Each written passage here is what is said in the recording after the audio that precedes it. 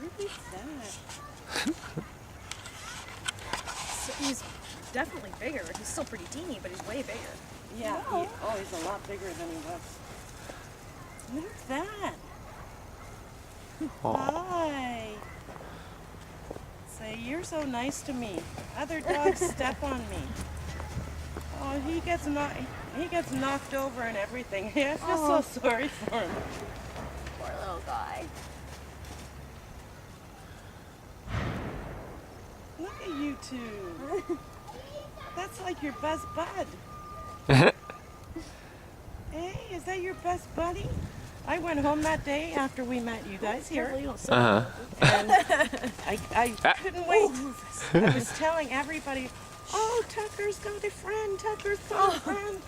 I said, and the size, like, my daughter said, well, how big is a Great Dane, Mom? And I said, look it up on the computer. So she looked it up and she said, Mom, it looks like a pony. Careful. And I said, that's the only thing. I said, every once in a while, I said he would pick his paw up and put his paw on Tucker's head. Yeah. I said, but he was the most gentlest dog. Where'd he go? You are so cute. Are you slipping? He's